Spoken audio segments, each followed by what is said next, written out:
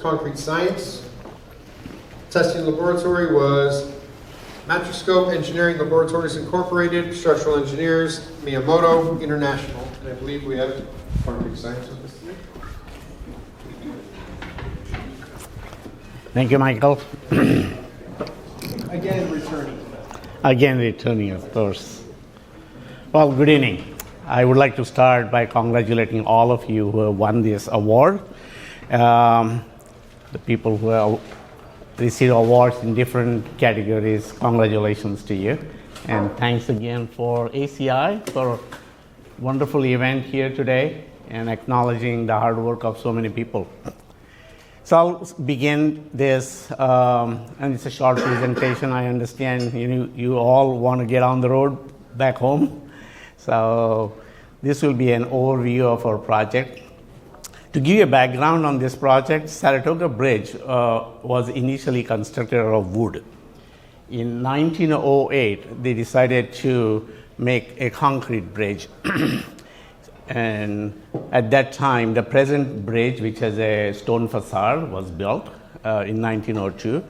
In 2023, Caltrans decided to make seismic upgrade to this bridge to determine whether or not this is a structurally sound for the seismic activity in the Bay Area.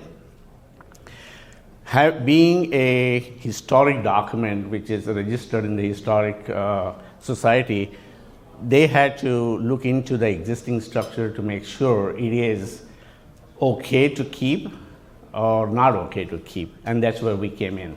And I want to acknowledge here Dan Inferreira. Dan, would you please stand up? He is with Matroscope Engineering and Testing, and they and Miyamoto were working directly for Caltrans, correct? And we were involved as forensic engineers to check the structure. For those who haven't been to Saratoga, this is a very unique structure. It probably has seen hundreds of weddings in its lifetime. It's a go-to location for weddings even today. So it's very liked by the people in the Saratoga area. However, being more than 100 years old, the structure started showing some signs of distress. And you can see some arches. There are a couple of arches. One of them has a creek that flows underneath. The other one, you can walk in, and a lot of people take oath underneath that arch.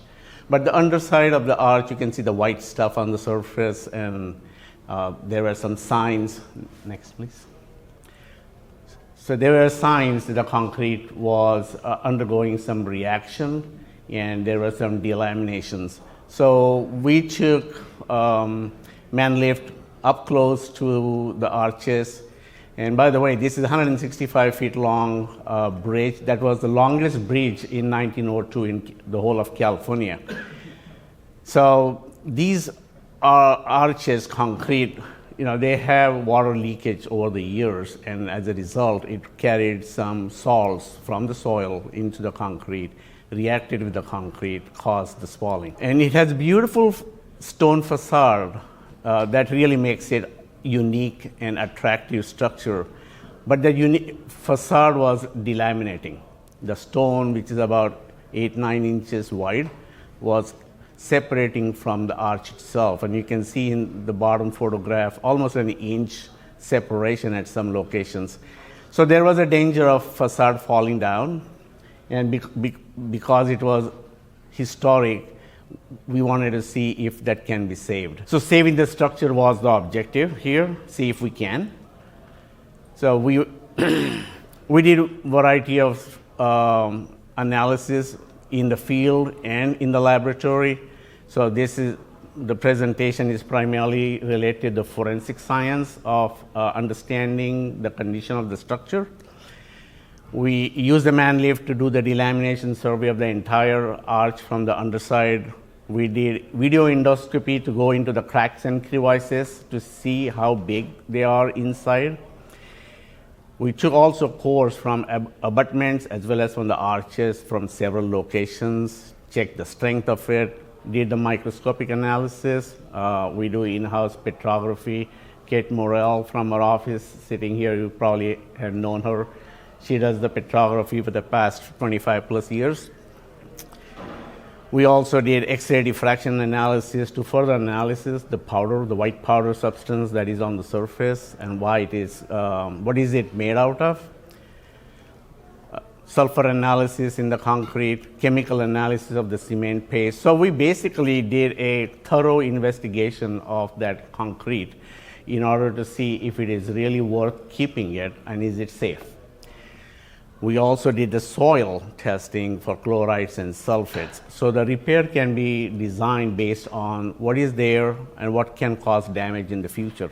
So here you can see the man lift going all the way up to the arch, and Dan had done a wonderful job of arranging the coring company, and then you can see how well he has arranged the cores.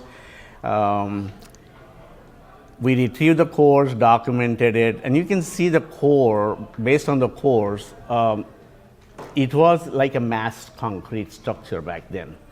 It was not a ready-mix company delivering concrete, but they actually put whatever they could into the concrete, like boulders. It was not a designed mass concrete, but they created mass concrete at the job site as they went along. So here is, close-up of the concrete core. You can see delamination voids in the concrete, large boulders bonded, semi-bonded with cement paste. So we retrieved these cores and then decided what to do with it. So you can see the arrows, the red arrows indicated the petrography, which is the microscopic examination, and the middle ones, which were relatively intact part of the core, were tested for the compressive strength test. So here is a close-up of one of the petrography slide. You can see the concrete back then, how it was. It's nearly 125-year-old concrete, by the way. So there were cracks in the concrete, large boulders, very less cement paste, and bunch of aggregates, putting it together to form something called concrete. So X-ray diffraction again for the white powdery substance to determine what it is.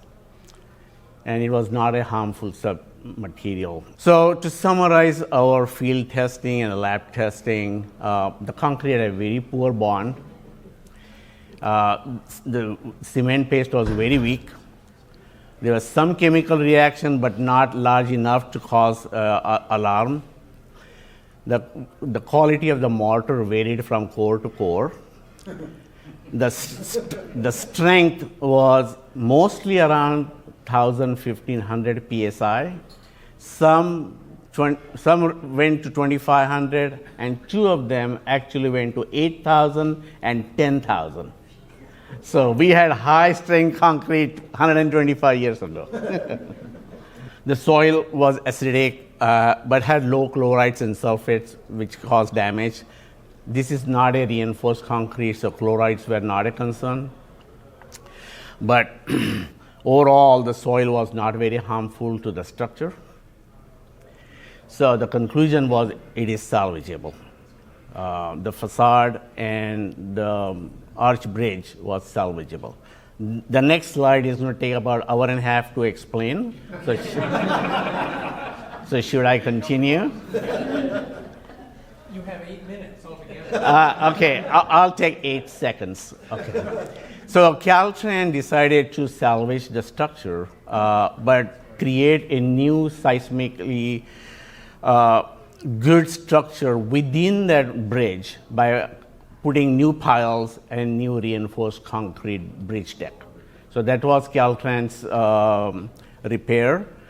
And the facade stones were secured to the structure with metal anchors, so the facade doesn't fall down. So that was the repair. Next, please. And now we are ready for more weddings.